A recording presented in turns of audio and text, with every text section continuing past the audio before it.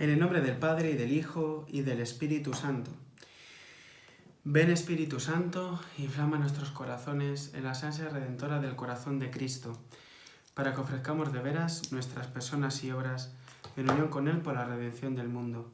Señor mío y Dios mío Jesucristo, por el corazón inmaculado de María, me consagro a tu corazón y me ofrezco contigo al Padre en tu santo sacrificio del altar, con mi oración y mi trabajo, sufrimientos y alegrías de hoy, en reparación de nuestros pecados y para que venga a nosotros tu reino. Te pido en especial por el Papa y sus intenciones, por nuestro obispo y sus intenciones, por nuestro párroco y sus intenciones, por nuestro seminario y sus necesidades.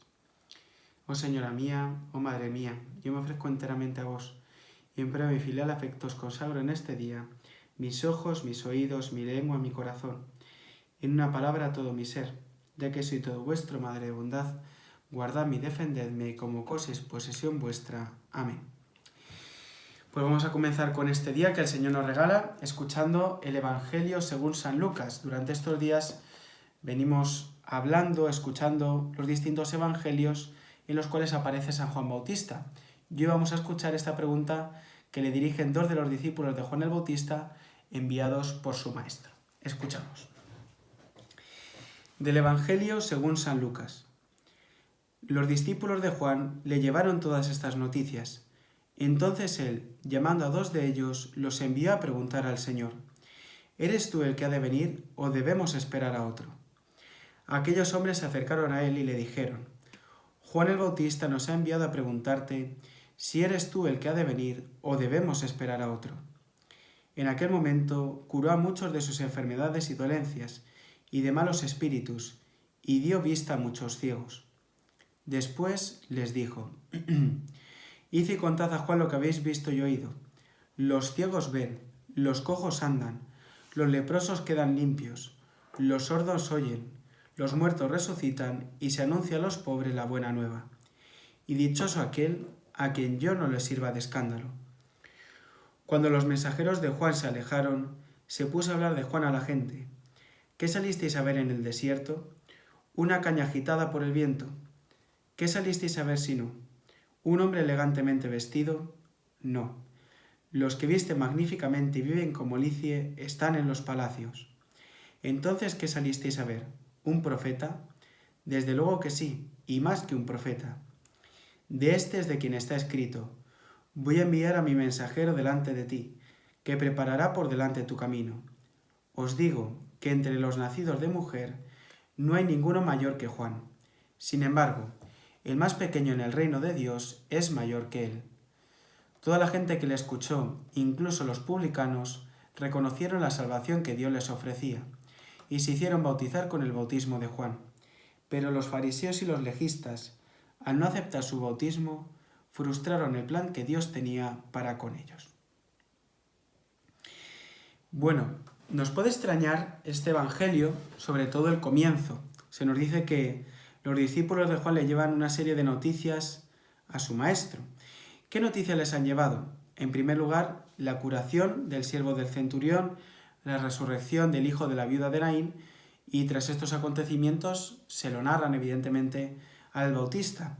Entonces el Bautista les envía a preguntarle: ¿eres tú el que ha de venir o tenemos que esperar a otro? Claro, nosotros que durante el Adviento estamos siguiendo estos evangelios en los cuales aparece San Juan Bautista, nos puede extrañar y llamar la atención y decir: pero si Juan Bautista en el Evangelio según San Juan al principio le señala como el Cordero de Dios, es consciente de que viene a preparar el camino de Jesús, ¿cómo ahora llega el momento en el cual duda de alguna manera de que éste era verdaderamente el que había de venir?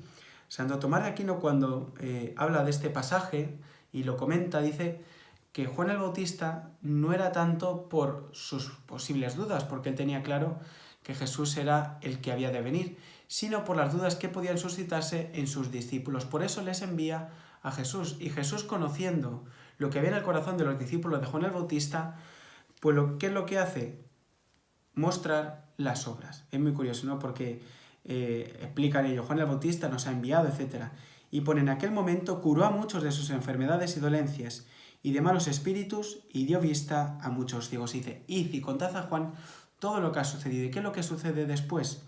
Pues que en Jesús se ven cumplidas todas las esperanzas del Antiguo Testamento. Porque en el libro del profeta Isaías, cuando se habla de los tiempos mesiánicos, se habla de que los tiempos mesiánicos los ciegos verán, los cojos podrán andar, los leprosos quedarán limpios, los sordos oirán, incluso se habla de que los muertos resucitarán, y ese signo también de que a los pobres se les anuncia el Evangelio. Por tanto, podría haber dicho Jesús cuando le preguntan, yo soy, porque de hecho así lo vemos en multitud de ocasiones. Pero sin embargo Jesús prefiere mostrar las obras que le acompañan, las obras que testimonian que Él es verdaderamente el que había de venir. Y tras una serie de preguntas que lanza al público, ¿qué salisteis a ver en el desierto? Una caña agitada, etc., habla de que toda la gente que escuchó a Juan Bautista, incluso los publicanos, reconocieron la salvación que Dios les ofrecía y se hicieron bautizar con el bautismo de Juan. Y hace el pero, ¿no? Pero los fariseos y los legistas, al no aceptar su bautismo, frustraron el plan que Dios tenía para con ellos. Esta frase final es tremenda, ¿no? Porque dice que se frustra el plan que Dios tenía para ellos, porque fijaos que el plan que Dios tiene para nosotros es la salvación. Y aquí hay que hablar de dos conceptos importantes. Una cosa es la redención objetiva y otra cosa la redención subjetiva. Y es que Cristo desde la cruz ha muerto por todos los hombres. Sin embargo, hay una cosa que es la redención subjetiva, y es que no todas las personas aceptan esta salvación que Dios les ofrece.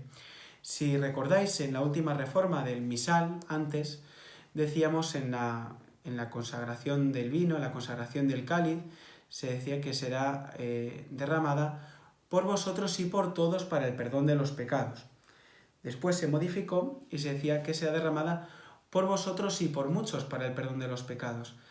¿Esto es una alteración en la fe de la Iglesia? No, sino que una traducción y otra hacen referencia a dos aspectos distintos, y es Cristo ofrece su salvación a todos, ese es el plan originario de Dios, pero no todos aceptan esta salvación. Pero es muy bello ver cuál es el deseo profundo del corazón de Dios, que es encontrarse con los hombres y ofrecerle la salvación. De hecho, este era el deseo profundo que había en el corazón de Juan el Bautista también, ofrecer a todos la salvación desde su bautismo, para que se purificasen y para que se preparasen a la venida del Mesías. Y aquí hay un detalle, ¿no? Y es reconocer la salvación que Dios les ofrece. Es decir, para reconocer la salvación que el Señor nos ofrece necesitamos tener los ojos de la fe, porque si no el Señor nos ofrece la salvación y entonces se nos pasa. Cuento una anécdota personal, no me gusta contar muchas aquí en los comentarios por la mañana en YouTube, pero una cosa curiosa que me sucedió, ¿no? Una vez comprando en el Mercadona, a punto de entrar en el supermercado, una mujer me paró y me dijo, ¿me podría confesar? Dice, es que hoy he visto a dos sacerdotes, decía ella, necesita confesarme. Cuando le he visto a usted, he dicho, me tengo que confesar sí o sí. Es decir, aquella mujer vio la necesidad de convertirse, la necesidad de arrepentirse, y tuvo la oportunidad y la aprovechó.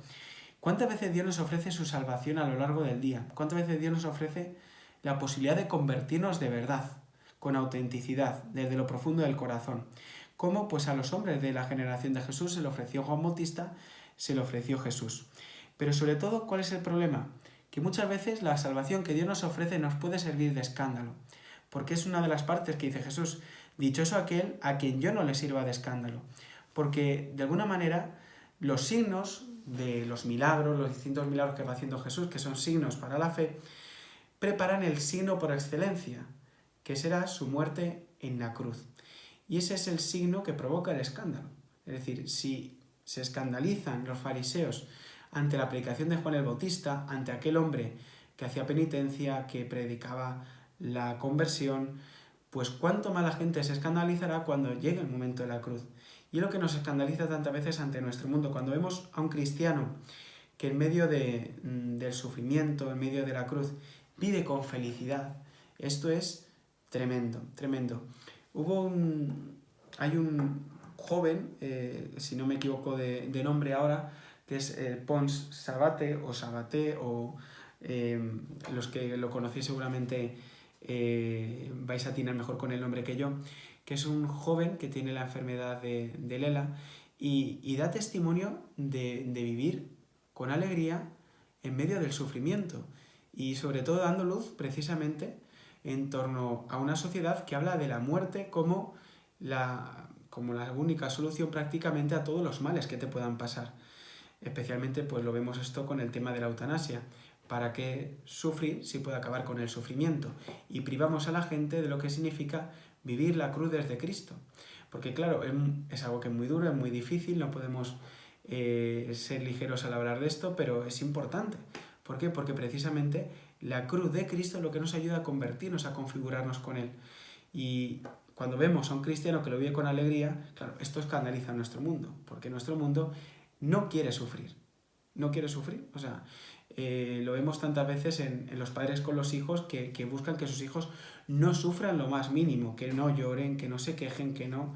y es que el buen padre es el que permite que su hijo sufra de vez en cuando. El buen padre es el que permite que su hijo pues no esté cómodo siempre. Esto es así, ¿no?